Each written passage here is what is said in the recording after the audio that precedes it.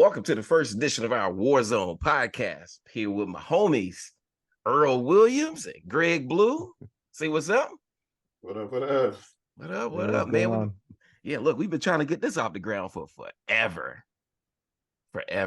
So, in here, like in the podcast itself, we'll be talking mainly NBA basketball. However, we live in a world with all kinds of stuff, so occasionally we will cross over and do some stuff in some other segments. But for the most part, this is basketball focused, NBA focused, even though some people who are on the camera right now have terrible teams. But we will get to that, I am sure.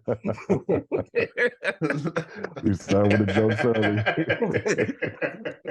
I mean, I'm just putting it out there. People need to know what's coming. You got to forecast this. So we actually want to start off by talking about this in-season tournament. So as you guys know, the NBA decided for the 23-24 season, we are going to have this in-season tournament, kind of like what you see in soccer overseas. So there's all 30 teams. They've got the 6 groups of 5 teams each. So they're playing 4 games each throughout the month of November. And after that, they'll advance to a knockout stage and eventually play semifinals and finals and crown a champion. What are your thoughts on the effectiveness and the rationale behind this tournament, and do you care? Earl, I'll let you go ahead. I'll let you dive right in. First, I'm gonna say I don't think I really care because it doesn't determine the actual champion of the season. So at the end of the day, it's like, all right, we do a mid-season tournament, and then what? There's no gain. The team doesn't get anything. I've heard some stuff online talking about throwing out. They get some money, but I mean, it's like a fake trophy. It might as well be a Western Conference champion trophy. Like nobody cares about that. Get a participation ribbon. Yeah, very true. Yeah, nobody cares if you won the West if you didn't win the finals. Yeah, you win the mid-season, then what? Then you just go back to playing the regular season, and then if you don't win at the end and get the real championship, nobody's gonna care. So I mean, they should have had something maybe for like draft picks. I've heard some other things online. Talk about maybe more money or positioning in the playoffs, extra wins for them. Like if you win a championship, you get an extra 2 wins for the season or something. They'll put you ahead of everybody else that cement you to be, number 1 seed or something like that.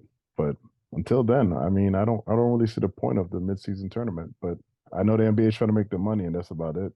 Yeah, I think it gives them more cause to look into, like you said, if you win this tournament and then you get knocked out in the first round, I'm looking at you like, what the hell? Like if you got the same team and your team is healthy, I'm looking at you kind of sideways at that point. Like, what happened? Hey. But I'm super curious. So Greg, do you even care about the tournament? No, I love some basketball. I you know what? I think I care more about the courts right now because the courts are crazy. So you can feel that something different is going on. You just don't know what's happening. Yeah, you like something's in the air, but I don't know what it is. These courts look like something you unlock on NBA jams in like 1994 tournament edition with the whirlwind and all the little buttons you jump on. I'm like, man, what is happening right now? They're like glowing. And I've heard, if you're in the arena, they look different. But I mean, is that what, I'm supposed to get excited about artwork? That's maybe on the car, but some of them are a little too much. Like Chicago's the all red kind of, it's like, it almost feels kind of collegey to me. I watch a lot of college basketball, and you see Oregon's courts, always something crazy. And then makes me think of Boise State's football. State football, the blue turf, because that blue court that Steph, that game. Yeah, the Warriors. I think it was OKC. I think they play yeah. Mm-hmm. So what's interesting is, as we talk about, do people actually care? A lot of pundits that, next morning, all your shows pop up. A lot of the pundits came on and talked about how, Steph hitting this game-winning layup to win 141 to 139 over OKC. Offensive interference. Yeah. And by the way, OKC did not have SGA. They and you did still not. gave up 139 points. And Yeah. I know Yeah, I people had to going, check yeah, if they that was in overtime, but good now, lord. yeah, that is a regular season, regular 48-minute game. They gave up that many points because they're undersized. So we'll get to more of that basketball specific stuff. But what was interesting was a lot of people were like, oh, well, this is proof that the concept is great. You know, we don't know if people would have played that hard or whatever. Do you, man, are y'all buying that argument, that logic? No. No. Look, not even a little. I swear I seen some players load manage during some of these games too. So that right there even is just like the players don't even know what's going on, so they don't know. Like they just like, oh, it's my night to sit out. So Yeah, I was gonna say, wild conspiracy time. Do you think that there's a internal what's call it for these teams? Like, hey, look, we gotta, we're gonna do this load managing. Without doing load managing, we just can't do it on tournament games because they're trying to televise all of those. Y'all think I that would, you think those discussions are out there? I would bet that they probably had discussions saying, all right, we can't. This will look a little ugly, so probably try to stay away from load managing. But what was Why? SGA? What was wrong with SGA? GG. Why didn't he play? Why He did was hurt SGA? that. He Yeah, was he was hurt actually that. Yeah, he was okay. actually hurt. Yeah. Okay, I didn't actually look into it. I just remember he played the next game, and so I was like, Yeah. But you said Kawhi and PG. I don't know if Kawhi's missed a game all year yet. Man, I Well, hope you're knocking on wood because you know Yeah, exactly where this is I gotta headed. check that. Yeah. I So gotta double check that. yeah, I was gonna say, so general consensus are okay. Last question regarding in-season tournament. So now you are now Adam Silver. What would you do? What one move would you make so that this in-season tournament would actually be more appealing to fans? What would you do? well, for me, I've heard something online because I was watching some videos on TikTok about the NBA, and one thing I saw is that whoever wins will get a draft pick, an actual lottery pick.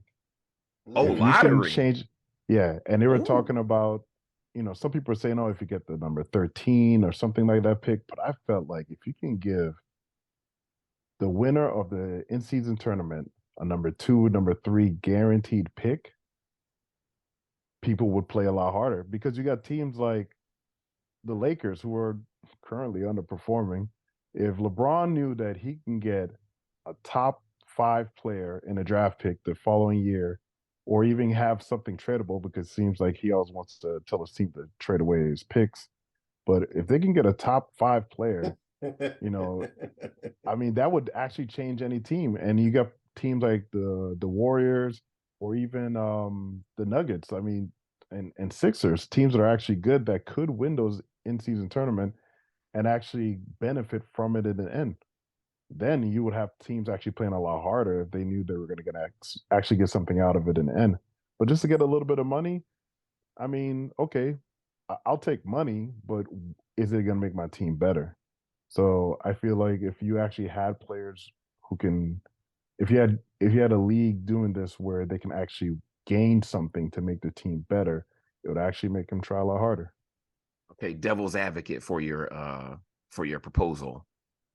Do you worry about the competitive balance of the league if that was the case? For example, Denver or Boston, we believe that they are probably the favorites in their conferences. Could you imagine Denver with a lottery pick? They now get ping pong balls in there, so they know they're picking at the top 14 or 15. And you'd probably add one pick onto the first round would be probably the best way to do it. Like, hey, you drop this in, right? You give them a lottery pick with all the talent they've already amassed. Do you worry about a competitive imbalance there? And then on the flip side, for some teams, Minnesota, who have traded away a stupid amount of draft picks, are we really going to go and bail them out because they got hot and won 4 or 5 games in a row? You know what I mean? Or should they live with their terrible GM decision making with trading all of their picks away, like Greg They said? should live. They should live with the terrible GM decisions. I mean, think about it. You got all these teams that have been trash for years and still can't pick. I mean, Yeah. We So already you're brought not it up worried about them already. winning the tournament anyway. I mean, we already brought it up about me, the Knicks. That's my team. And Look, what have you they said it, done I with did. what have they done with picks? They've traded it away. And look at where they're at now. All they do is trade away their picks and end up trying to pick up stars in the season and trying to win now, but they're not winning now. So why even waste your time on teams like that that have been losing for decades? Give it to a team that's actually going to do something with it. And the NBA loves a champion. So why not have a team that can win for 7 years at a time and have dynasties? That's what's going to bring money in. No, everybody likes a team to win. But if you have a dynasty winning 4 or 5 years, maybe that's too much, but 3 years in a row, you think about back in the days with the Chicago Bulls, when they were winning and doing their three-peats, they were selling. People were tuned in because those teams are great.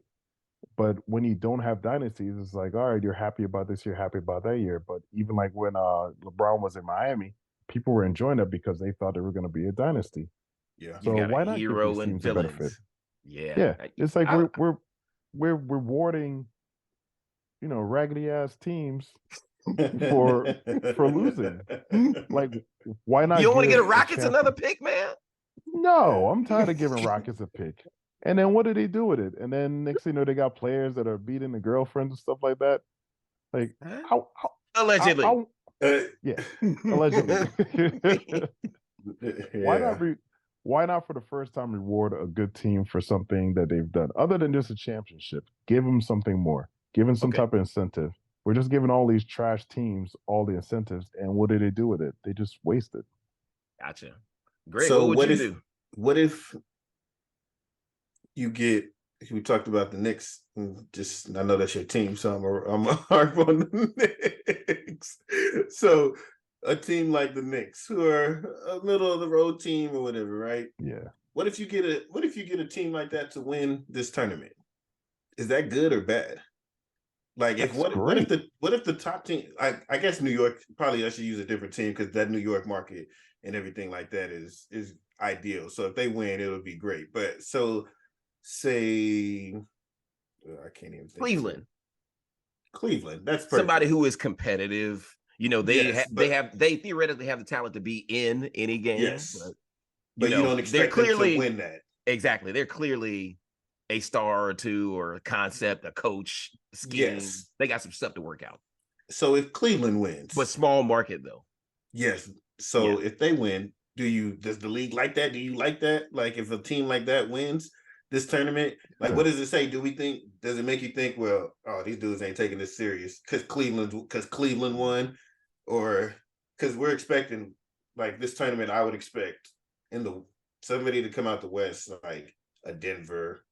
Phoenix is underperforming right now, but if they were healthy, I expect them like Golden State, Kings, or Clippers, or somebody like that. And in the East, Boston or Milwaukee, pretty much. But and so if Cleveland showed up, I guess if they were playing at Denver, then you'd still be like, oh, okay. But if Cleveland, I guess, showed up and played Houston, we'd all be pissed. Yeah, as I say, the amount of side eye you giving, like, yeah, come on, man, come on, that. Was it Black Panther? Is this your king? You know what I mean? I don't think we're buying that. I don't think we're buying that. I think I'd be pretty pissed. But the thing is, the trash teams are still going to get picks. You're just also giving that one in-season champion the opportunity to get a pick too. Okay. So, but you said lottery pick though. It would benefit those middle of the road teams, like a number 3 pick, number 4. Yes. Yeah, that would benefit those like Cleveland middle of the road teams a lot if they were. I mean, that gives them something to really go hard for. Denver is probably like, I don't care. We got a bunch of young guys under 30. We should be together for the next 4 or 5 years and have a window every year. Denver probably doesn't care as much. Joker barely cares about anything and still goes out there and get a triple-double. But Cleveland, I guess that would get into incentives for them. But imagine like a team like Cleveland actually winning the in-season tournament, getting a pick for that, and then at the end of the season, they suck, and they still end up getting a pick for that. They could potentially have 2 lottery picks in the lottery.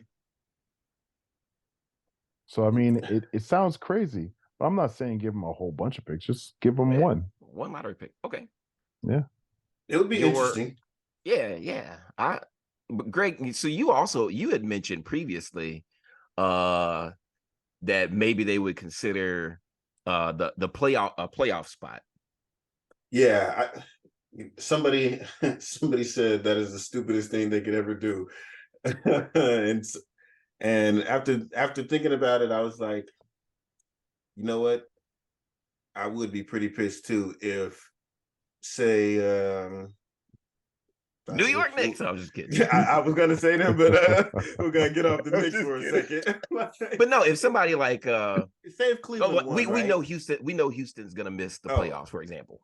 Yes, Like let's say Houston with all those athletes and just and balls now, out. but they end up at the end of the year, they're in the 11th spot, and now you have to give them a playoff berth. And then, so what do?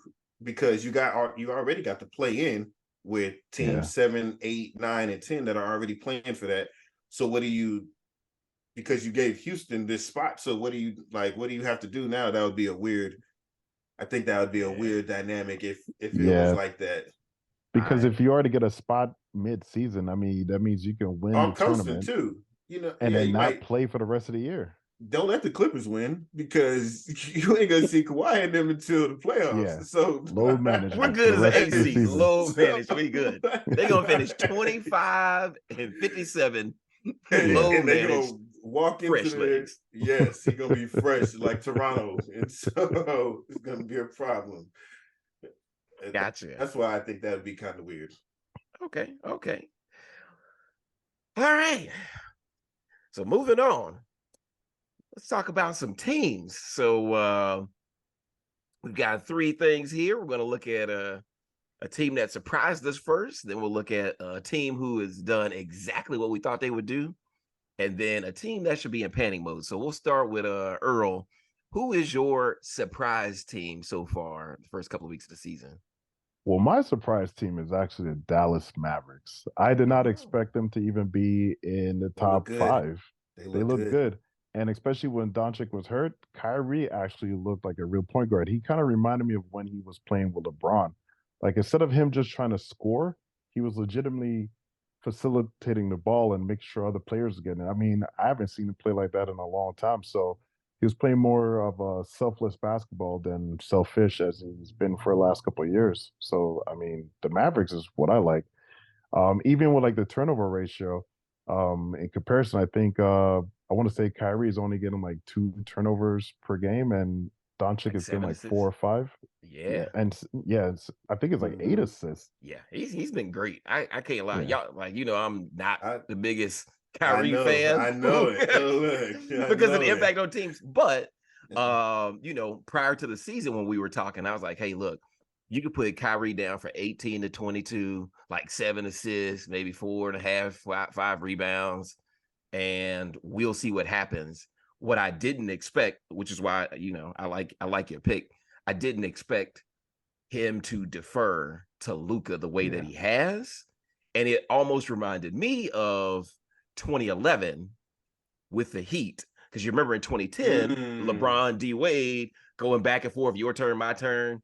D Wade made a conscious decision, and they even spoke about it. They're like, "Hey, no, this is your team." And LeBron goes all world, and they go set the world on fire for the next couple of years. So it looks kind of like that same deferential thing. Like, no, Luka, he really is that dude.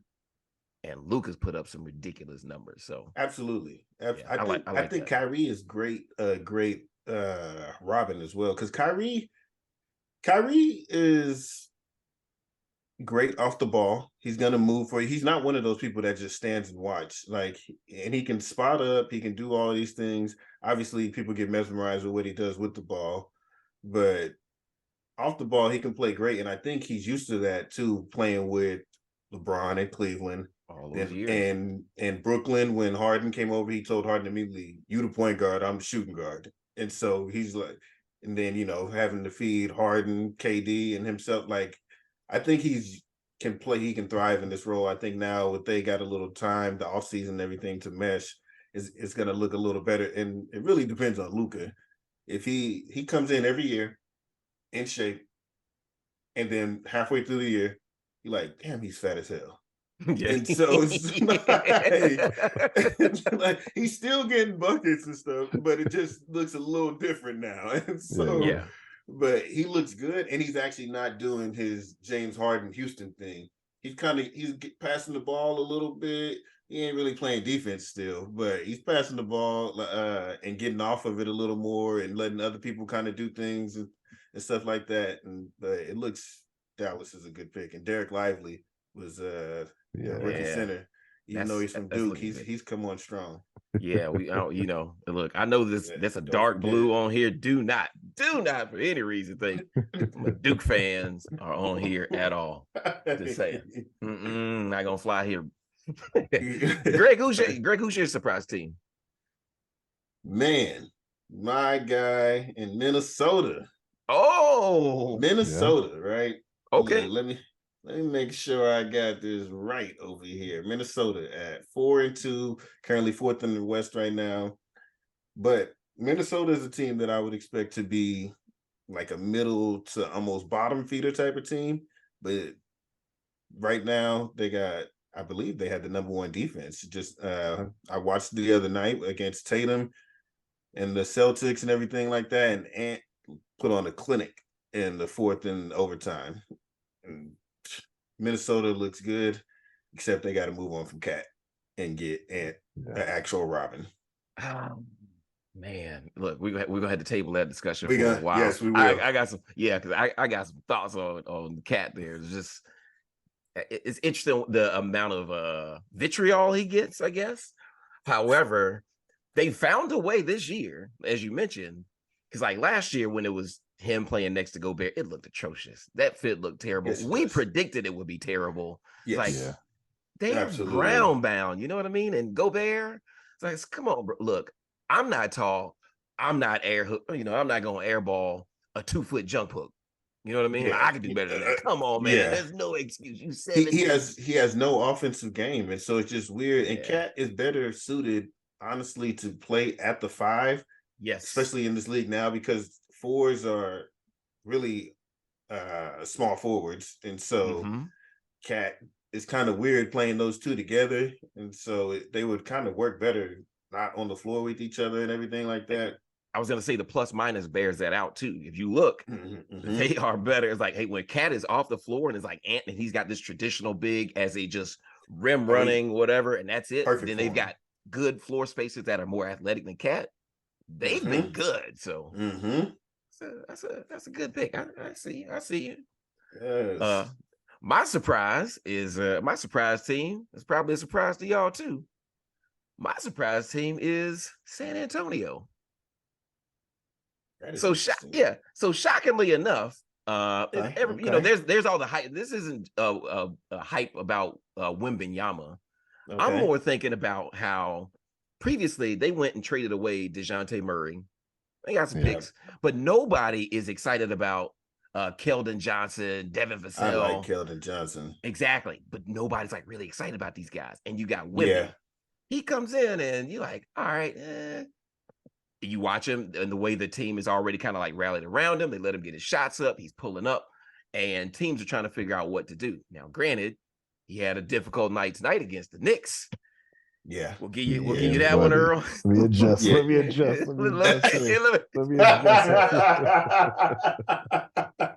But generally speaking, we know that Pop's a good coach, but every part of us says that's a lottery team. That's our expectation. Absolutely. And they're going to get another high draft pick again next year to pair with Wemby, and they've got the cornerstones for the future.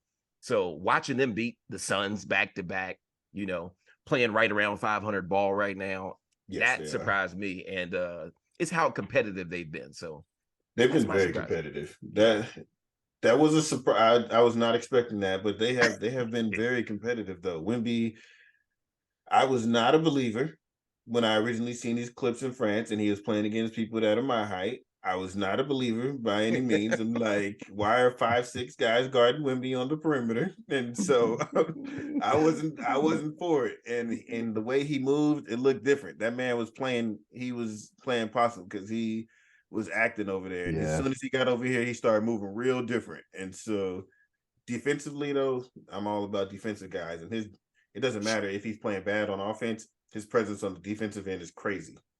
Yeah, I That's know the we're thing in gonna those. go Oh, I ahead. was gonna say in those Euro leagues, they're all playing based off of a system, so it is kind of hard to see him be more of a selfish player, or I guess the Oh, the American NBA is style all about basketball being player.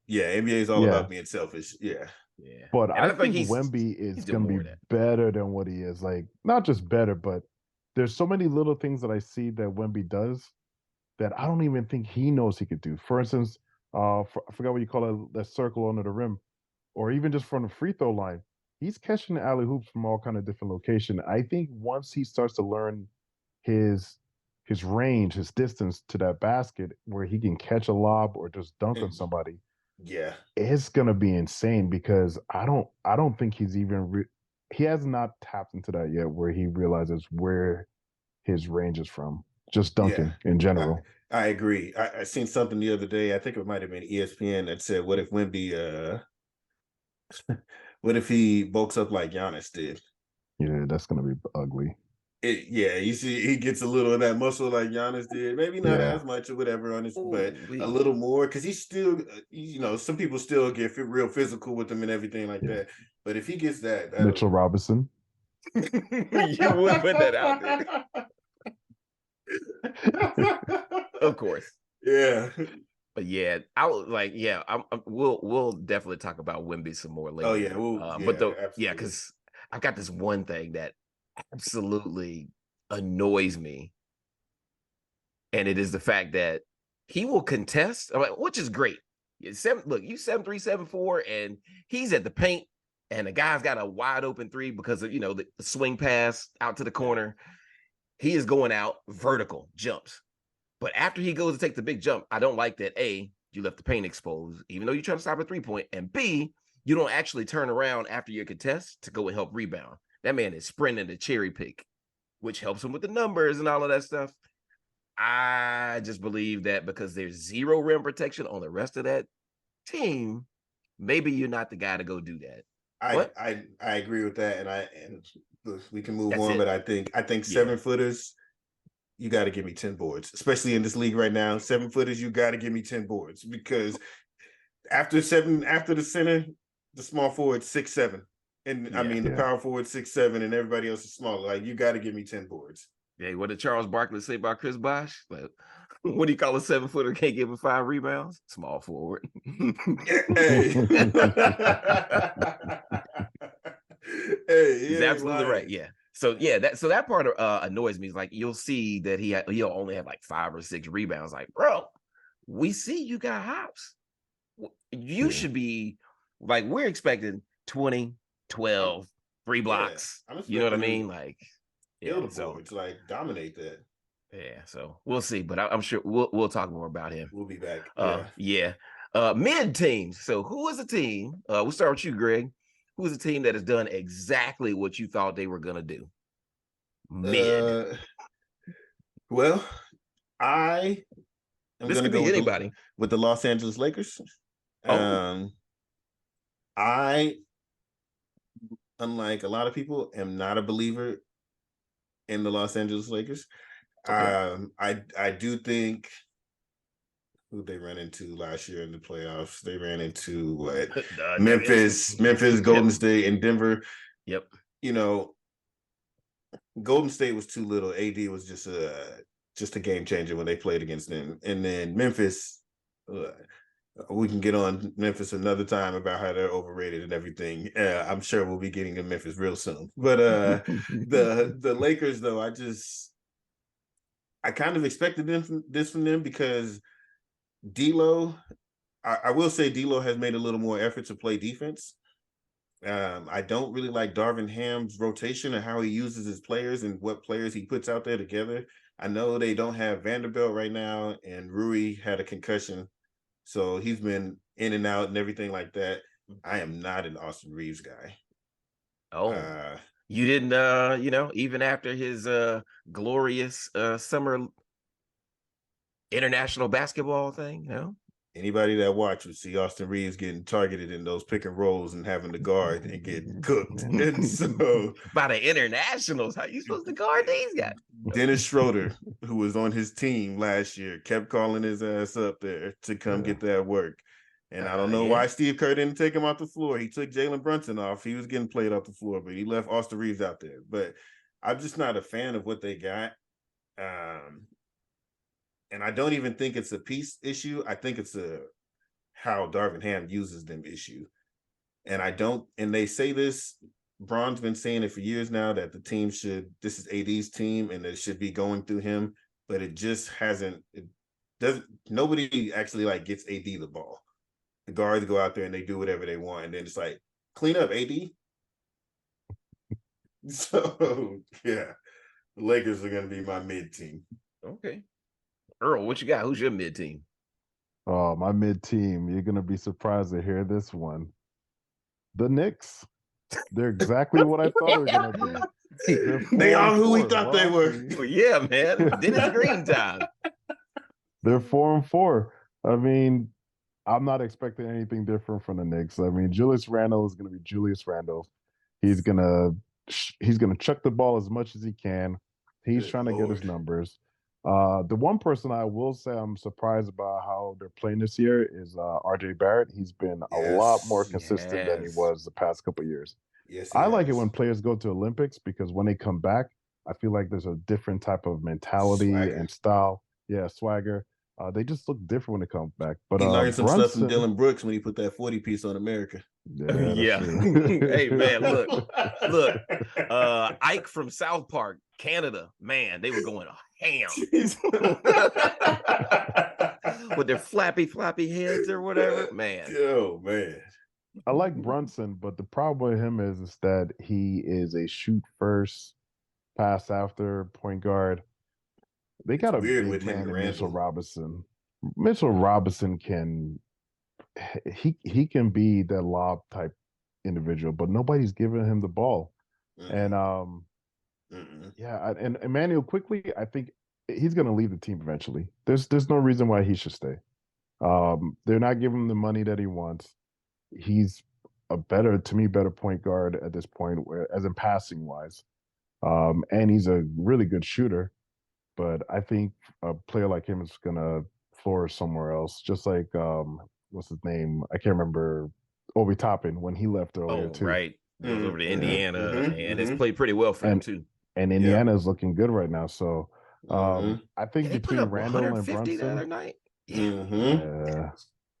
So the Knicks are exactly where I thought they were going to be. They're mid. They're the 8th seed right now, 4-4. There's no changes to the team. They got a couple new rookies and stuff. I mean, they got that guy, DiVincenzo, whatever his name is. DiVincenzo. Yeah. They got that guy. They got Obi Toppin's brother, Jacob Toppin. I mean, they look all right. And Josh Hart is just, a role player. But other than that, I don't think they're going to be much better than they are. I hope they can get their trade for Embiid, though, but they're trying to trade everybody. That was almost as bad as the what do you call it? The Carmelo Anthony trade. They're trying to trade like 3 first-round picks, and they trying to RJ Barrett too. Like, come on. The only person that's going to be left is Tibbs. Yeah. Look, they're going to have all these bench players, Brunson and Embiid. That's it. Embiid's going to come there and be like, "This is Philly again." But yeah. That's literally what he's on right now too. Yeah, you're right. And don't forget, you mentioned Josh Hart, Jalen Brunson, Dante DiVincenzo. All of those guys are Villanova, which is located in Philly. Yeah. Oh, that is true. Yeah, so it's kind of interesting. Well, we'll see. My mid team is actually across the bridge from you, Earl. I'm going with the Nets. Man. Going with the Nets. Yeah. So watching. So we know that Mikal Bridges is a lockdown defender. I like the way that he plays. He's not flashy. You know what I mean? He's like skinny prime Ron Artest without the mental problems. Without this, without this, and the crazy right hook, So he has been like locking cats down. You're right, man. Man was trying to take a nap. All you had to do is leave him alone. Just saying. But no, yeah, but you watch him like lock people down, and he's good for 20, 20 points a night. He's a reliable shooter, knockdown. Yeah. And even when even after the trade last year, when they made it, they remained really, really competitive, no matter what, like night in, night out. So the energy that the team has, they continue to play, which I like. But that's probably only good enough to get them in the play-in range. And so they are also sitting at 4-4 right now. And by the way, I mean, I feel like we almost have to talk about Cam Thomas still getting buckets like crazy. I was waiting. Yeah. Just listen, he's getting buckets, but good Lord, pass the rock. Like I'm not, he can score like crazy. That kid, I can't remember who they were playing the other night, but he got it late in the shot clock and he was on the logo and let it fly. And it looked like his normal jumper all net. And he just stood there like, I'm that dude. And he can score but he doesn't play defense and he don't pass. That sounds like the criticisms of Michael Beasley, except with a better jump shot. Hyper talented scorer, but But you got to give him his props though. He's they need that though. They need that scoring punch. I'm just not sure if they need him to start. Like I know they got some people. They got some people injured and everything right now, which is why Cam Johnson out, North Carolina. I see what you did there. I like him as a player too.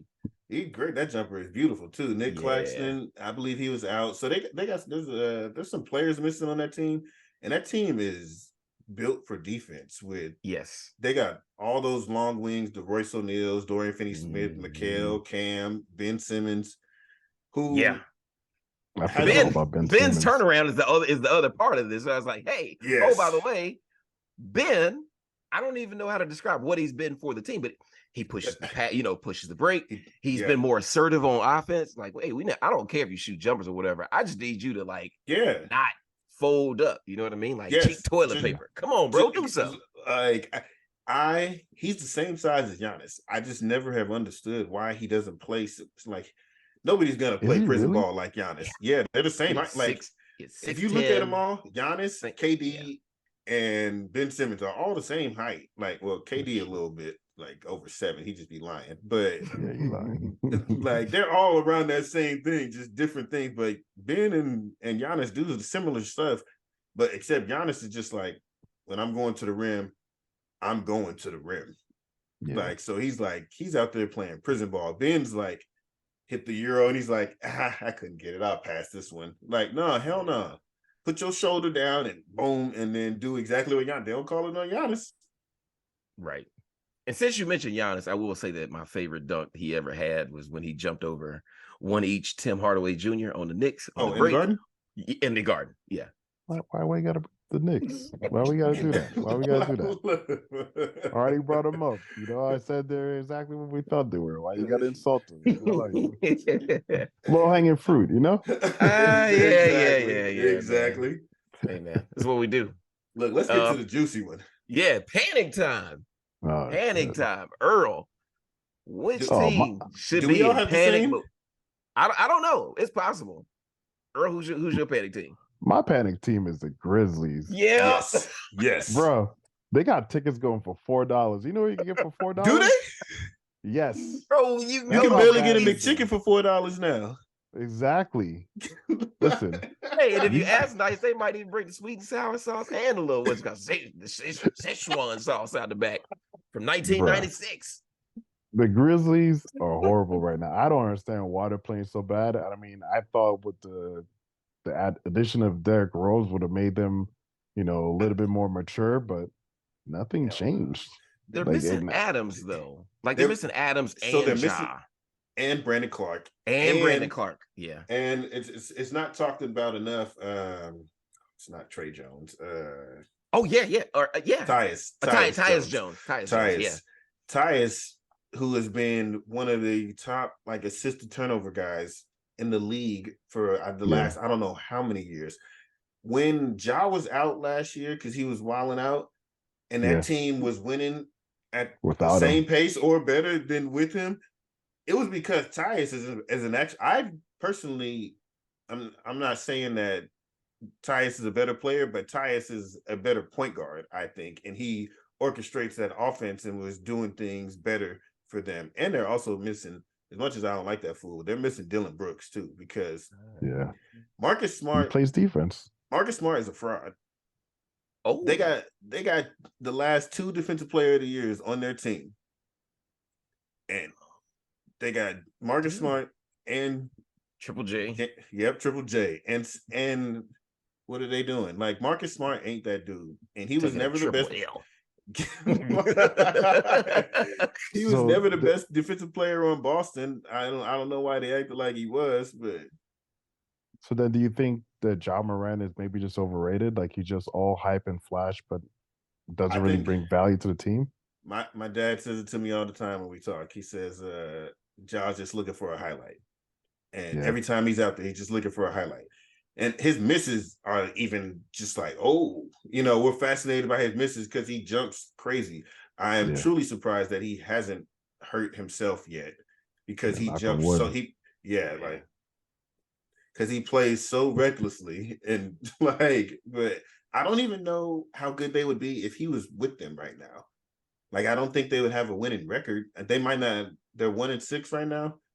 They might be 3-4, but I don't think that team is.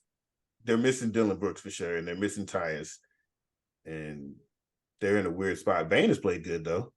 Yeah, Yeah. he's a knockdown shooter and With sturdy. those little ass arms, but he's Yeah, man got that T-Rex arm. T-Rex, like, hey, buckets. Hey, he get numbers. Yeah, I like him. I like him as a player too. It's unfortunate though that those are critical pieces of the team that are not actually able to contribute, and it's hurt them even. It's hurt them to the point where even now if I'm the Grizzlies front office, I am taking stock of my draft picks. Or is there anything else I can get some of these young guys involved during this 25 game span, see what I actually have there. Yes. And then is there something I can put with this team next year? Because in a loaded Western Conference, I have a hard time seeing them even get to the play-in based on how they've played so far. That's the problem. I mean, you look at the West. Yeah, count. You can literally count like 11, 12 teams. The Nuggets, the Mavs, the Warriors, the Timberwolves.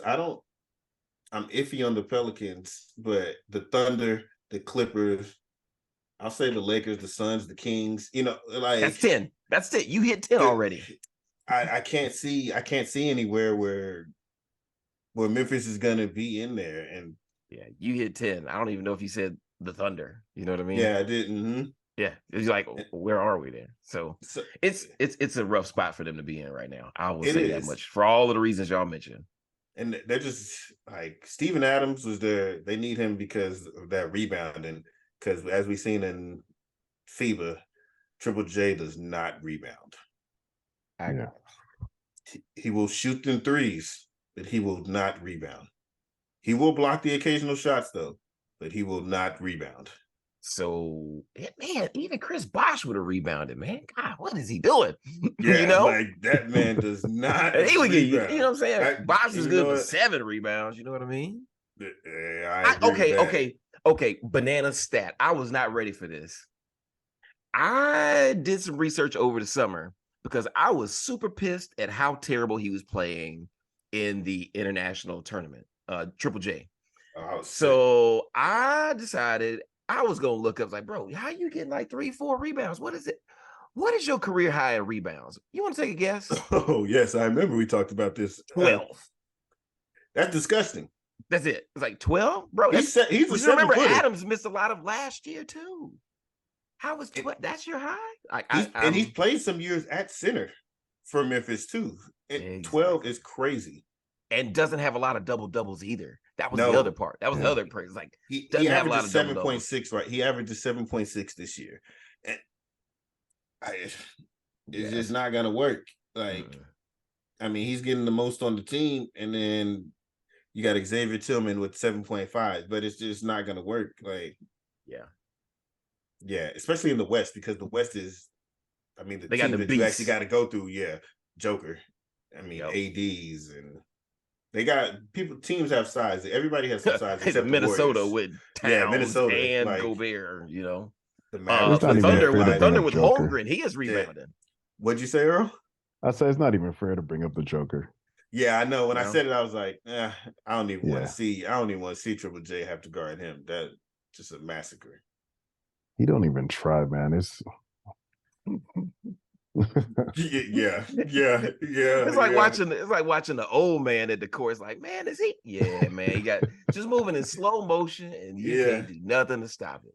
And he Look keep out, asking young for buck. he keep asking for the ball. Just give it to me down here. And it's I like, got it. man, I ain't giving your old ass the ball, and you give it to him, and you're like, you Okay. know what? I am gonna give you the ball. Like, take us home. Yeah, yeah. I just found out recently Joker was 4th all time for triple doubles. already. Yeah, he literally snuck into that. I knew he got Yeah. triple doubles and everything like that, but like he just did it and passed LeBron and Jason Kidd, who are tied at fit, and it's like, damn, he really just snuck in and just. But it's crazy how we look at the triple doubles though, with certain people, and how we look at it with Westbrook. But I guess that's a conversation for another time. But, It is. We are definitely talking about the triple double. Definitely gonna talk about that. All right. So we actually, since we talk about the performers, Mhm. next segment. So call it buckets. We want to know who your top performers are from the previous week. So Greg, what you got? Oh, let me go ahead and ISO real quick. My man, the ISO. my man, Anthony Edwards, Ant-Man. Ant-Man is a dog. Let me get the numbers right. Giving you 28 points, 7 boards, 5 assists, and 1 steal right now. The way he took over against Boston the other night, and not only everybody now, when they were like, oh man, this dude's the best in the world or whatever, the person only plays offense. Ant was guarding Tatum. He was guarding Brown. It didn't matter. He was going out there and getting it defensively. And then in overtime, coming down, wop, wop, wop, jumper in Horford's face, 3 in Horford's face, spin through the lane with a little baby hook. Ant-Man is getting to it while his second best player, Cat, is only giving him 17 points and 9 boards. Ant-Man that is his team, and he's only 22 years old. Yeah, Which is insane. 22 years old. Yeah, literally insane. Yeah, Which man. Ant-Man's your guy? That's the guy right there. Okay. When you start talking about 25 and under guys, make sure he's 1 or 2. Put some respect on his name. Yes. Got it. Earl, who's your guy? Who you got? Well, we literally just talked about him. Joker. Joker? I mean, dude has right now he's number 3 in scoring as last time I checked the stats with 28.4 points per game. And then he's number 1 in rebounds with 12.9. He's number 2 in assists with 8.4. You're talking about a center with being the number 2 in assists is ridiculous to me. And even recently, Jamal Murray has been hurt. And they're still winning without him. Yeah. So I mean, Joker's a dude, man. I mean, just watching him play I don't even know how to describe it. I want to say it's like majestic, but it's really not. It's actually ugly. crazy. It almost feels sloppy, but yet it makes sense.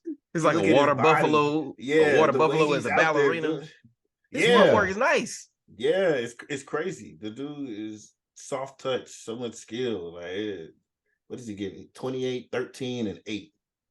That's like ridiculous. That's. I mean, he's the best player on the planet. Like, I don't think it's really. I can't deny that. So I mean, that was just for the last 7 days I was looking at for the stats I had. So yeah, I'm going with Joker. I mean, there's a lot of other players I was looking at. I mean, I was even looking like Halliburton and stuff like that, but oof. I'm just gonna stick with Joker. I mean, Yeah, it is hard. there. You know, Joker's almost becoming like you know how when you talk rap and you start being like, man, who your top 5? Yeah. And then everybody be like, Biggie and Pac be like, no, we ain't gonna include them. Those are the legends. Those are like mystical creatures. what Joker Yeah. be doing is like a mystical creature type stuff. You like, man, who your top players? You like, everybody knows Joker, but it's like you don't even got to talk about that no more. The stuff that this man is doing is crazy. It really is. I agree. My guy, though, I got to go with Luka. Luka has cooked Luka. literally everybody this year. Luka Luka Doncic. is averaging 31.6 Yeah. points a game. He's averaging Okay. 9.5 rebounds and 9 assists on He's also 49% averaging shooting. 5 turnovers a game. Hey, look, man, look. If you got the ball that much, and the team They is got 6-2 2 now. guards on the team. Exactly. But well, one of them is deferring. Yeah. And That this is- one that is is true. putting up, and this one is putting up buckets. You know what I mean? So that 49% so- is the most impressive thing. yeah, so it's surprising to me that he's still really efficient, considering Mhm. he takes a lot of jump shots. It'll be a different story if he was going to the rack a little bit more, but He should. no, he is shooting a lot of jumpers, and people are powerless to stop it. It's like he's starting to add like the old, like Dirk-esque fadeaways and stuff like that to his game. And He he's slow really as is and he's and his, just like with the Joker, his pace is so much different from the other people that they're playing against in the league that it makes it really difficult to guard him, especially watching him with his Euro steps and stuff like that when he does go. So yeah, I'm he has a little bit of that prison ball too when he starts going to the rim. Yeah, he put that shoulder into you. He's a pretty solid guy. Yeah, he He's is. like 230. And don't get him talking shit. Oh, yeah. Oh, and one other note, since you were talking about people who are under 25, Luka he will be 25 in February. He is 24 right now. That's why I said Ant got to be 1 or 2. But yeah, I just need to see Luka continue to stay in shape. And hey, bro, look, round is a shape. I don't know what you're talking about, man. Hey, it is, but Luka, man, he does look really good right now. Yeah, I'll give you that. I mean, I wouldn't expect him to play as well with Kyrie either. I thought after last year it was it wasn't gonna mesh. I felt it was gonna be like a James Harden and anybody in the Clippers type mixture. But it's actually not working out so bad. So even with those 5 turnovers, we're still winning. I was gonna say we're likely to talk about the Clippers next week. We'll see. Oh, yeah. We're trying to give them time to try out this rotation, because we certainly have some thoughts already. Yeah, they on the clock. Yeah. Yeah. All right. So our final segment, we got to pick you're gonna pick some of these big games coming up over the next week or so. So Friday night, we've got Lakers at Suns. Earl, what you got? Oh man, I feel like both these teams are trash at this point. But wow, harsh. with Beal coming back, I mean, I think I'm gonna go with the Suns. It's kind of hard to see the Lakers actually winning this. LeBron is playing his ass off, but really and truly, nobody else on the team is really that good. AD is good, but I wouldn't be surprised if he's wearing street clothes by the time this game comes anyway. Street clothes Davis. Hey, he might sneeze and hurt his leg or something. I don't know. Just for the record, you are the first person I've ever heard outside of Washington to say, hey, we got Bill coming back. I think we can get a W. Hey, it's another player. It's crazy you say that about AD too, because he's averaging 24 and 12 right now. Yeah. And almost 3.5 blocks. But it's weird because when he's out there, you don't feel his impact sometimes. You look at the box score later and you're like, damn, this fool had 26 and 18. And it's like, but you watching the game, you like, do something, AD. You got that stick poking him, do something. Damn. But it's weird. AD is such a weird player. Yeah. So who do you have for the Lakers Suns? Oh, do you agree? Suns. Oh, you're also I'm going Suns though. Oh, yeah, not because of Bradley Beal, because KD and Booker. Book didn't play tonight, but if Book comes back, then I think that should be an easy dub. But even if it's just KD and Bill or just KD, I do think Suns. The Lakers do have a huge size advantage. However, we literally just watched Christian Wood put up 0 in a starting role with AD on the bench. And we don't know if AD is going to play. So that is the only reason that I am taking the Suns also. Christian Wood too many threes to be that damn big. Yeah, man. Look, who would you see? I got to save that one. I was like, who would you rather have, Christian Wood or Jaren Jackson Jr.? You know, I guess one of them technically plays some defense. So, but one of the other one's going to give me some buckets, though, you know? Yeah. I don't even know. Let me just not use that. Our first pause. Dwight Howard is in the chat. All right. What y'all talking about over there? I was going to say, just let me not use that roster spot because I don't know if I got to choose between them two. Gotcha. They both just going to shoot threes. Yeah. Second game. Start with you, Greg. Saturday night, you got the Cavaliers going to San Francisco, playing at Golden State. Who you got? Golden State. Oh, I'm going Golden State. Golden State is always different in their building. They usually are different in their building, and that third quarter run has always been crazy. And now everybody knows I'm a Chris Paul guy, and I think with Chris being on that team, limiting some of those turnovers because they're very loose with the ball, and good point. And the way that they play, the way he's played with that second unit and everything, getting Moody has looked really good. He has shot the ball great this year. And even when Steph, I'm watching him now. Damn, Steph got that shit beat up. But Pause. Thank you. But I think Chris gives these dudes the ball, and he lets Steph actually be what he naturally is an off-ball player. And so Steph can do all that running around, running, and then come off and catch the ball from one of the best passers to ever play the game. I like them. But I do like Cleveland's team, but something, I don't know what it is about Cleveland. Something is weird with Cleveland to me. Gotcha. What about you, Earl? What you got? I really want to go with Cleveland, but like Greg said, I'm gonna go to Golden State. I mean, they're playing at home. It's a different type of atmosphere if you've ever been to a Golden State game. I've been to a few of them. Have you been since they've been in San Fran? Not in San Fran. I played when they used to play in Oakland. And it's definitely different. Oakland is crazy, but San Fran has still got some crazy energy, but nothing is like an Oakland energy. Yeah, they're right across the bridge, so I'm sure the same people are going. You still got some of those hood motherfuckers that came across. they ain't supposed to leave city limits, but they found a way. I know. Knowing your ankle monitor going off, bro, you don't get back across that damn bridge. Come on, man. I mean, at this point, all I'll be doing is reiterating exactly what you said with, having Chris Paul being a facilitator and Curry being able to just play off ball and have his opportunities to run around and just catch and shoot. It's scary because he's free. And I feel sorry for any point guard that has to guard Steph Curry. That man's stamina is crazy. He just runs around all game and it's just get open for a shot.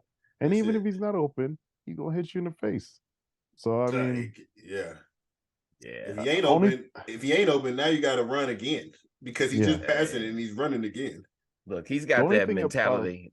I was gonna say he's got that mentality like Antonio Brown had when he was dominating at wide receiver in the NFL. He's like, "What you mean? I'm open.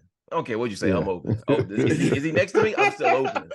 And he is open. He gonna do that joint. So yeah.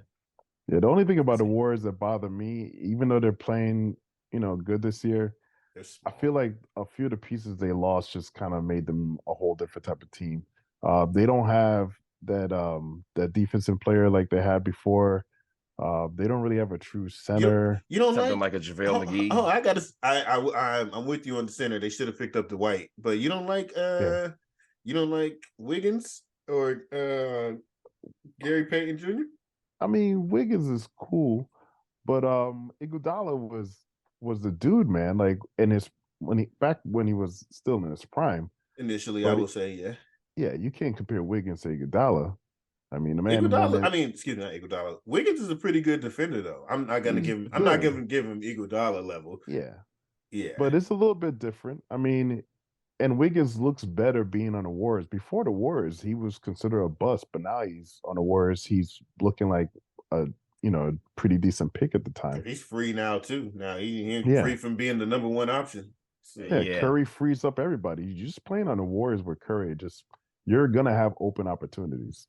So, and if all you have to do sometimes is, if you ain't got to be the screen man.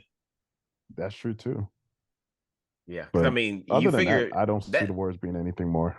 Yeah, They're I'll not say you winning look at this that lineup that they'll run out a few times, I'm sure, is CP3, Steph at the 2, Clay at the 3, Wiggins at the 4, and Draymond at the 5. They've done it. Which, I've yeah, and seen they've done it a few times, and you're like, Mhm.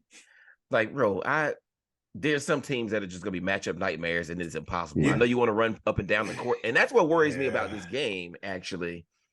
But I'm also got- going to pick Golden State because Evan Mobley must be taking lessons from Jaren Jackson Jr. Like, bro, I'm gonna need you to get down there and bro, I'm gonna need you to get in there and do some work, man. You got too much athleticism. I like him too. Yeah, I like him. Super good athlete, good guy. His brother's really good too, but Yep. and so it seems like from a matchup perspective, they've got 2 all-star guards to match up with their backcourt. Yeah. You've got size up front with Jared Allen and Evan Mobley. Although I don't know if Jared Allen's playing, but I like the combo because you've got inside outside. They're a much better 7-foot-ish pairing than maybe Gobert and Towns. hell yeah. But I do not trust them on the road. I do not trust them at all. So yeah, They got a nice little team. They beat Golden State. They did in last Cleveland week or earlier this week. Yep, in Mhm. Cleveland. Cleveland's got a nice team. I'm just Yep. still. I don't think iffy that on travels though. That's the thing. It's Yeah. like it's No. the revenge Yeah. game. I don't think that travels. So Not in I'm San picking. Fran. No. I'm picking Golden State. Yeah, even and Clay right now is struggling to find that jumper. People better hope that Clay doesn't start finding that rhythm a little bit, because then it ain't even gonna matter if they got size or not, because those threes are just gonna be raining down like before. Yeah. So next game Sunday, we've got a matchup on paper that should be really good, which is the Mavericks at New Orleans. It's actually the first of 2 matchups. They're gonna do the exact same thing 2 nights later. So this is the first of 2. Zion and Brandon Ingram, they've played most of the games this year, apparently. Surprisingly. Allegedly. So who you got? Good you, Earl. What you got? Well, I'm gonna go with Dallas. Zion is having a baby, Yes. so he's That's messed up, man. He's been trying to cut his weight. Oh, you meant the porn star. yeah, his IG model, whatever she is. Yeah, man. So being on that, I mean, they're not even gonna have Zion, and Zion Yeah, is 'cause okay. when But is that I game? just don't see him. That game's Sunday. The first one is Sunday. The second one is Tuesday. I mean, Yeah, Most Sunday times game. at because New he Orleans. didn't play today because they had the Yeah. baby today. So He could be back, and it's in. oh New yeah, Orleans. yeah. So yeah, it's probable. What were you saying? Or you said he's okay? I mean, he's gonna be eating a lot of like KFC and McDonald's and I mean, Domino's pizza. Ain't that all the time now? Like, what's the difference? Yeah, I'm trying to but figure now out. that he's not gonna be playing or practicing for the next 2-3 days, he's just gonna be eating. 2 days and that man about to lose it all. Dang. I'm about to risk it all. He gaining that baby weight. Really? It's supposed to be before you have the baby. Not Zion. That's all he's gonna do this weekend. He's gonna celebrate, eat, and drink, and then he's gonna try to come play the game, and he's gonna be out of shape in like the next 3 days. Is He's it me, struggling, but- of course, sweating, having meat sweats. Pause. Is it me, or does he not actually look like he's in shape after David Griffin was coming out saying this is the first offseason that Zion really took it seriously, and he's coming in great shape and da da da da XYZ. To me, he doesn't look in shape, especially when I Well, watch the games and I see him walking up the court, and he doesn't have that bounce like he had before. That's the no. first thing I noticed was like the He don't have elevation, that because lift. there's now the footwork is there. The Yeah. athleticism is still, better than 95% of the league, because he had like a It was quick stupid. spin. Like he took somebody off the dribble and had a quick spin into the lane. And Easy bounced. lay. And at the- his second jump was crazy too. Yeah. And so I haven't really seen the second jump like that, first of Nope. all. And then the second thing I didn't see was when he took that guy off the dribble, rookie Zion he is pulling his joint back here for the tomahawk. Oh, yeah. Because he had Oh, the yeah. lane to do it. But he's just simple finishes out the glass. Now he's been hyper efficient. Like really, he's not taking threes, which bodes well for him. Yes. But they haven't done the whole point forward Zion experiment with him yet. I don't know if they're waiting until he gets back into the real swing of things. But as a result, I also have the Mavericks win. Yeah, I'm going Dallas as well. I don't really like that team, New Orleans. I don't. Oh yeah, and McCollum, his lung. This is the second time he's had a lung issue. That's right. Yeah. So yeah. So that part of it. No CJ, no, you got, and you said Zion looks like they said that he's in better shape. Yeah, he's in better shape than he was like a year ago. Yeah, but the motherfucker wasn't playing still. Like, yeah, he's been fat for, I forgot how many years ago he got drafted. Now, was it been 3 years? he came in with Ja. He came in with Ja is what's crazy. Has it been and 4 now? So, this is 4th season.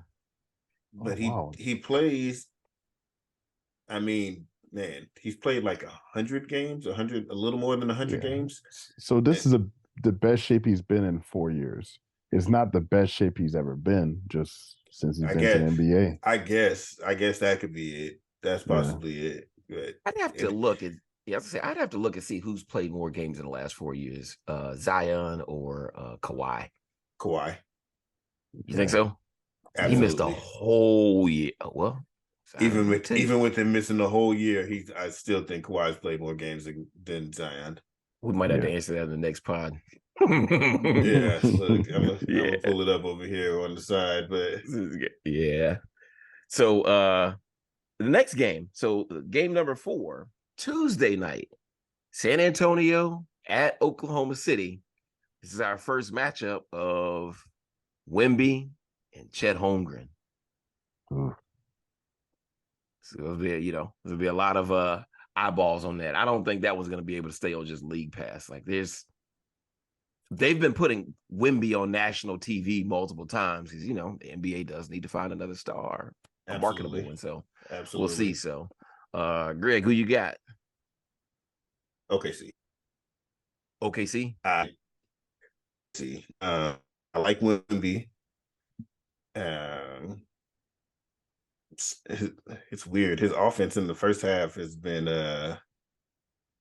like nonsense most of the times, and in the fourth, he starts to kind of come on outside of the Spurs game where he dropped a 38. But in the fourth quarter, he starts to come on in most of these games. But through the rest of the game, he's not doing anything. And Pop said, we're not really running any plays for him. We're not doing nothing for him. We're just letting him kind of come into everything like that. But I just think OKC's got the better team. That matchup with him and Chet is going to be really interesting. I think he'll probably score more than Chet. I think Chet's impact on the game is going to be more than Wemby's, though. And I think they're guarding each other. Oh, for sure. Yeah, for sure. I think Chet's still mad when Wemby hit him in the face and then try I think he's for sure. I think he's for sure guarding each other. They're going to be linked forever because of that size and everything like that. Yeah. For as long as they're in the league, they're linked. Yep. Earl, who you got? I'm going OKC. I've been a Chet fan since he got drafted, and Greg knows that for sure because I've been talking about Chet from the beginning. Yeah, but I will say that I thought Chet was going to be better than he is right now, but he's still a decent player. I just thought he was going to be a better version of what Wemby or something close to what Wemby is right now. But even though, OKC has SGA, they have Josh Giddey, I just think they're a little bit more stacked. as in good players, Mhm. compared to the Spurs. The Spurs just have Wemby and a bunch of role players. So I mean, I think everything is like a fluke game. They're gonna have games where they just play, they ball out.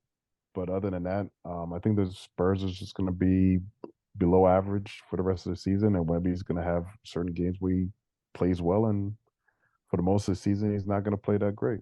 He's just gonna have highlight games where he blocks people and random games where he scores a lot. So it's funny you mentioned that because that is the exact reason that I am deviating from you two and picking San Antonio. Are you going to San Antonio? I'm You think going Wemby's San going to show Antonio. out?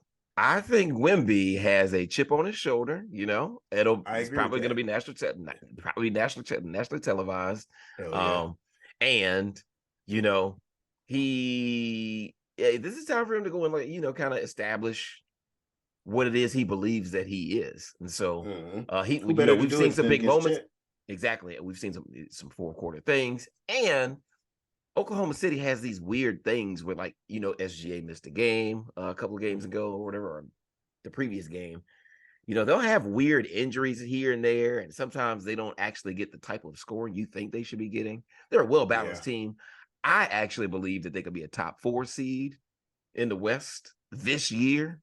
Not next year. I'm talking about this year. They have that kind of talent, but I agree. it feels like this would be one of those spots where Wemby just goes off. You know what I mean? Or maybe he only gets like 27, 28, but it's a meaningful 28 because of what he does in the fourth quarter. He is more athletic than Chet. So I could see if that game is close in the fourth quarter, despite some of the things that Oklahoma City has as advantage. They've got some guys who've played some basketball in the league on the San Antonio side. So I'm going to give San Antonio the edge on this one. They're competitive. So you think San Antonio is going to be a top 4 team? Hell no. Oklahoma City is. No. I just think that Wemby's got something to prove in this game. Hell no. Okay. Right. Oh, top four most lottery pick balls they'll have in there. Yeah. Absolutely. Yeah. Also, to come back to Zion, this is year 5. Oh, this is 5. Oh. This is year 5. So in his 5, he's wonderful year for the foot.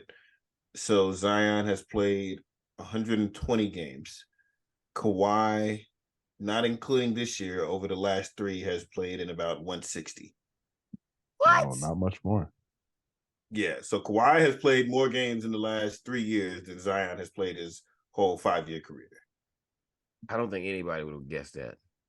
No, Kawhi's played 50-something, about in between 50 to 57. I wonder if when he shows his passport at TSA, does it say load management on it?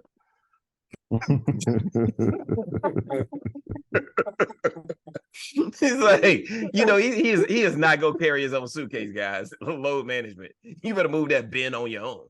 You know what I mean? He is not picking that up.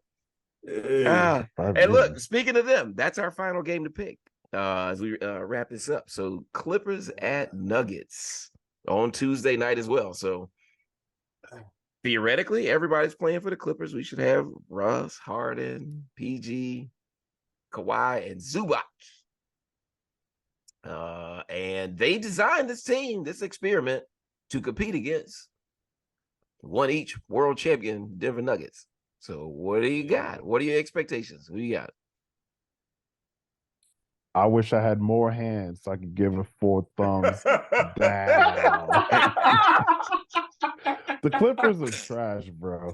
Listen, that's one of the most makeshift teams.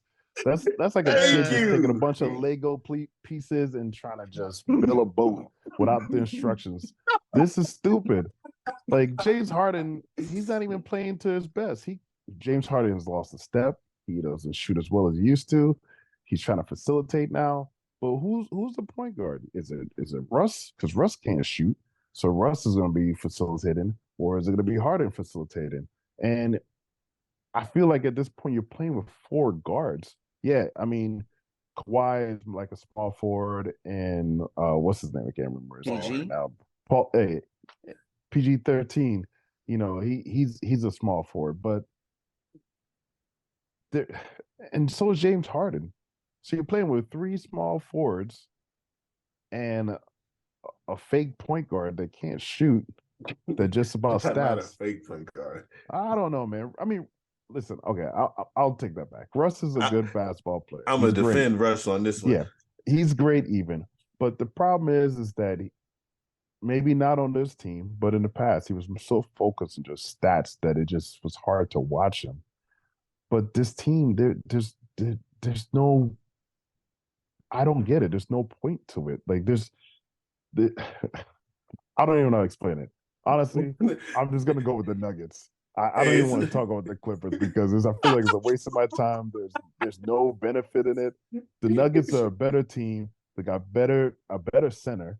They're just all around better, and they play fluidly. So I'm not even going to talk about the Clippers. It's a waste of my time. I don't even know what they are. They're just I will compare the Clippers to the in-season tournament. Nobody know what it's for. It has no point.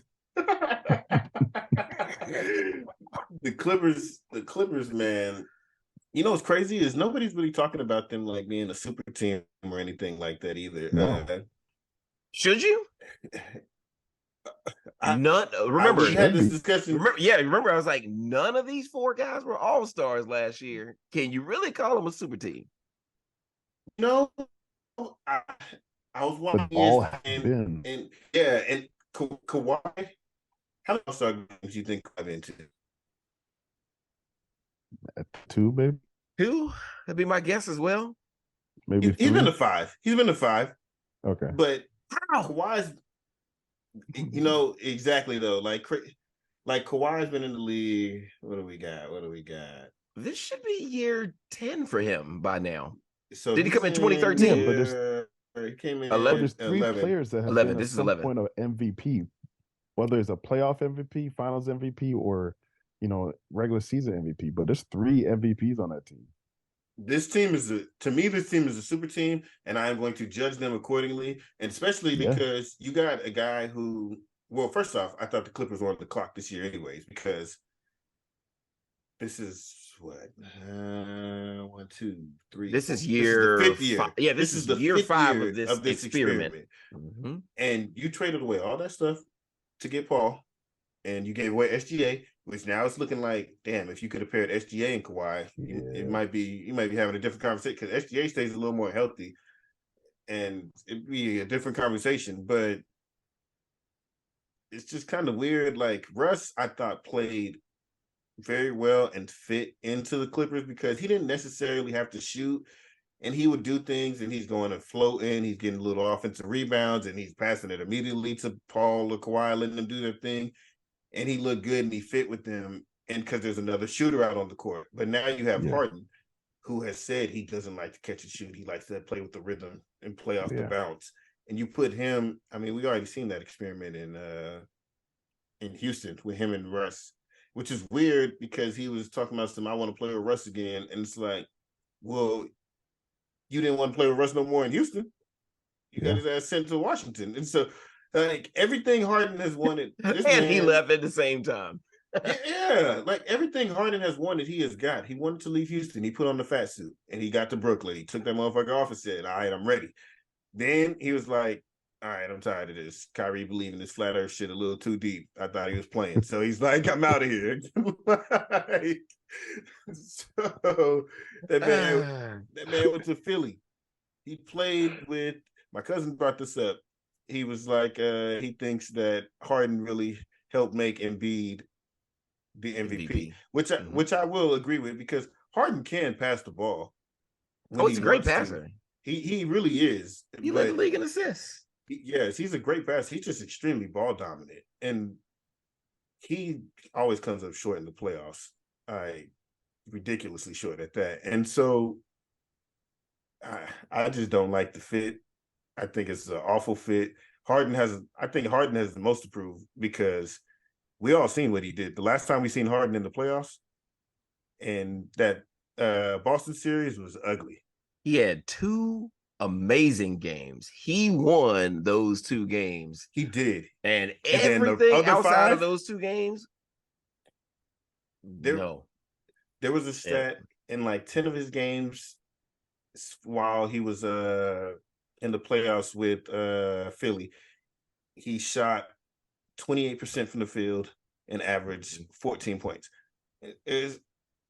That's crazy. So my thing is he wants to come over to the Clippers and try to get an easier path, but it's just like, I mean, you got to change your game, my man. Like, play some damn defense and swing the rock. Like, yeah. Well, Greg, there's two things I'm gonna disagree with you about, though. So what you got? I'm gonna say Embiid doesn't need Harden to make him look like an MVP because already this year without Harden, he already looks like a MVP player. He is. I think he can be still very great. Dude, Harden did help because he's like forcing him the ball in situations in the pick and roll, and he's able to get it to him. But I would say Embiid's great on his own. But yeah. And the second thing I'm going to say is about with Russell Westbrook not shooting and facilitating more, because I remember a game recently where Russ tried to take the last shot and Kawhi dropped his knees because he couldn't believe the shot. Hey, so, hey, look, the church people would watch Kawhi was like, and lo, he gave up the ghost. That man dropped his knees. It was like, hey, like, why did you shoot that? So those are two things I'm gonna disagree with because so I'm not saying he doesn't do questionable shit. Yeah. I feel like as long as he does not shoot the ball, and whenever he gets a shot, he feels like I made a shot. That means I can shoot, and he wants to keep shooting. But I think as long as Russ doesn't shoot and just pass, just drive and dish. Like he just LeBron has to know does. his role. He just has to know his role. I do think for a fact that Kawhi was probably pissed, and I know he put that big ass claw on Russ when they went into the locker room. So Russ got his shit straight now. You know, one slap from the claw, you got your motherfucking mind right. So I will say that, you know, over the last couple of years, we've seen teams that have played against Russ when he was with the Wizards, even when he was with the Rockets. Like, we've known this guy's, man, your jumper's awful.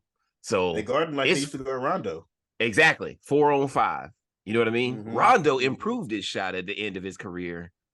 This guy's shot got worse somehow. You know, like Rondo was reliable. That 2020, what's called? He's like, supposedly that was Russ's strong point. It's like, hey, I'm gonna give you all this energy, and he's got irrational confidence. That joint has worked against him for years and years and years. So but I will say this. I figure like this might be a good game to pick because you think those guys and those egos, they don't have something to prove. You think Russ is good for one of those FU games. You know what I mean? It's like, oh shit, I'm gonna light them up. You know, it's a thing. And look. And wait, hear me out. Look, I'm just saying what. Look, for the record, I am picking the Nuggets. I'm just saying, hell yeah, I'm picking the Nuggets. God, oh yeah, they're gonna smash shit out of them. However, if Jamal Murray's not playing, what you were looking at then is a motivated Russ coming off the bench. You know what I mean? He's like, hey, we're going against the world champs. He doesn't really need anything. Reggie Jackson. Oh, yeah, he's good with that. He'll be fine with that. Russ and Reggie don't really like each other. I know. But that's the thing. You're going to get angry Russ. Now, granted, that means you're going to get Russ that's going to put some shots up, which that also could be bad. But backboard. Earl ain't feeling that. But I think from a matchup perspective, if you were going to design a lineup to compete with those athletes, and if you say you're gonna, Greg, you mentioned you're gonna judge them like a super team, then theoretically you would say, I've got somebody who's gonna push the pace against Denver. Jokic is not gonna want to get up and down the court. Zubac is actually better at it than he is.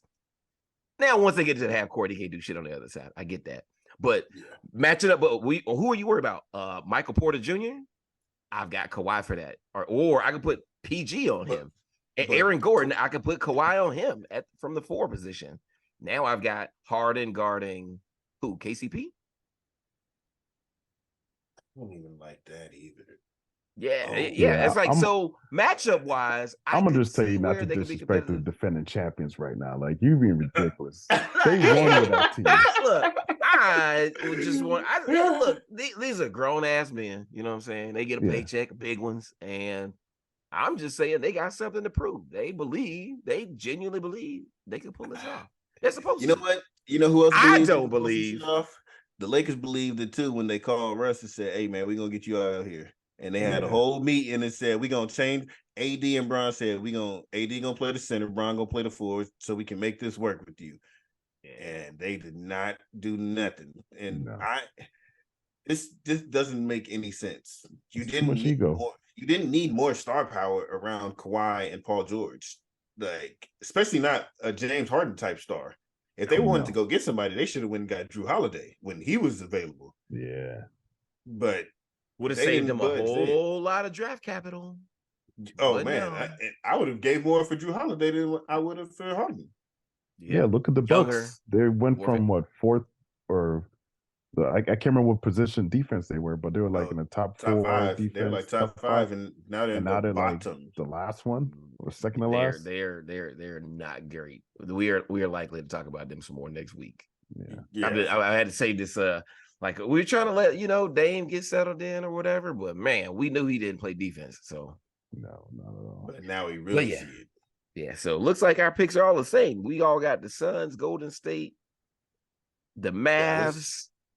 I took San Antonio. Well, I got Wemby doing some work, you know what I'm saying? And then I'm going OKC and then good luck with that. Look, hey, look. We go look. So at the end of the season, we're gonna have that running counter, you know what I mean, from these games. Yep. And I will be number one. I ain't putting it out there. We'll see even though that might not. That's gonna start either this week or I'm at a loss. I'd already fucked up. Damn. All right. Look, this is fun. So yeah, this conclude our first podcast, man. This was good. We'll probably had to get together to do some one-off segments as well. But our main big week, our big episodes, will publish those on Fridays. So this is good. Until next time, man. Y'all take it easy. Yes, sir.